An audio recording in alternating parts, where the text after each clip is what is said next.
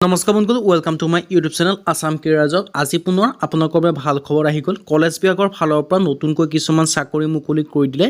এই চাকৰিসমূহ গ্ৰেড 3 আৰু গ্ৰেড 4 চাকৰি হয়। 8 পাছ 10 পাছ গ্ৰেজুৱেশ্যন সকলোৰে বাবে চাকৰি আছে।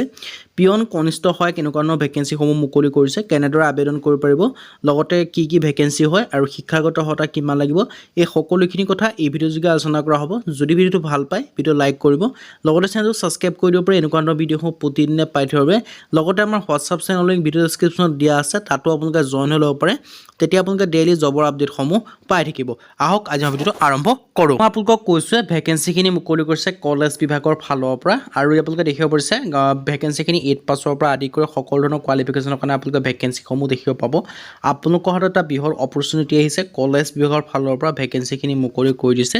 মই আপোনালোকক দেখাই দিছোঁ, চাব পাৰে কন্যা মহাবিদ্যালয়ৰ ৰিক্ৰুইটমেণ্ট আহিছে, লাইব্ৰেৰী এছিষ্টেণ্ট আৰু গ্ৰেড 4 ভেকেঞ্চি আহিছে। মই কৈছোঁ আপোনালোকক গ্ৰেড 3 আৰু গ্ৰেড 4 ভেকেঞ্চি মুকলি কৰি দিলে।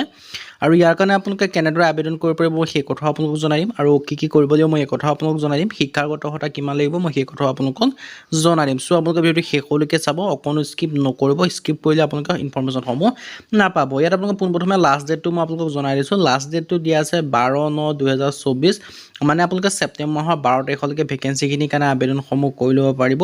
কন্যা মহাবিদ্যালয়ৰ পৰা ভেকেঞ্চিখিনি মুকলি কৰিছে, লাইব্ৰেৰী এছিষ্টেণ্ট আৰু গ্ৰেড 4 ভেকেঞ্চি মুকলি কৰিছে। এটা আপোনালোকৰ এটা বৃহৎ অপৰচুনিটি আহিছে। যদি আপোনালোকে ইণ্টাৰেষ্টেড হয় আবেদনসমূহ কৰি ল'ব পাৰিব। লাইব্ৰেৰী এছিষ্টেণ্টৰ কাৰণে এডুকেশ্যন কোৱালিফিকেশ্যন বিচাৰিছে, গ্ৰেজুৱেশ্যন কৰা হ'ব লাগিব, arts science commerce with computer লাগিব। আৰ্টছৰ হওক ছায়েন্সৰ হওক কমাৰ্চৰ কোনো কথা নাই। যদি আপোনালোকে গ্ৰেজুৱেশ্যন কৰি দিছে BA BSc BCom তেতিয়া আবেদন কৰিব পাৰিব। আৰু গ্ৰেড 4 ক্ষেত্ৰত এটা কৈ আছে, ইয়াৰ কাৰণে মাত্ৰ 8 পাছ কৰিলে আপোনালোকে আবেদনসমূহ কৰিব পাৰিব। মিনিমাম 8 পাছ, মেক্সিমামৰ কথা কোৱা নাই। চ' আপোনালোকে 8 পাছ 10 পাছ 12 পাছলৈকে আবেদনসমূহ কৰি ল'ব পাৰিব। এজ লিমিটৰ ক্ষেত্ৰত 38 বছৰলৈকে আবেদন কৰিব পাৰিব, 18 পৰা 38। লগতে আপোনালোকে এজ ৰিলেক্সেশ্যনসমূহ পাব। SC SC কাৰণে 5 বছৰকৈ, OBC কাৰণে 3 বছৰ, PWD কাৰণে 10 বছৰকৈ ৰিলেক্সেশ্যনসমূহ পাব। আৰু আপোনালোকে এক্স ছাৰ্ভিচমেনৰ কাৰণে 2 বছৰকৈ ৰিলেক্সেশ্যনসমূহ লাভ কৰিব।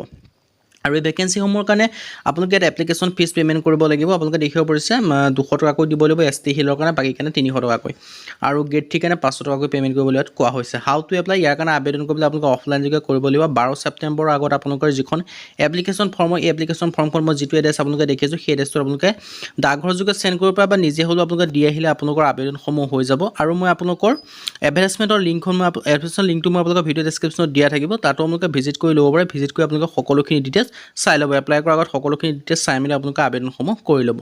আজি ভিডিঅ' মানে যদি ভিডিঅ' ভাল পালে লাইক কৰিব, লগতে চেনেলটো ছাবস্ক্ৰাইব কৰি দিব পাৰে। এনেকুৱা ধৰণৰ ভিডিঅ'সমূহ প্ৰতিদিনে পাই থাকিব। আজিলৈ ভিডিঅ'ত লগ পাম।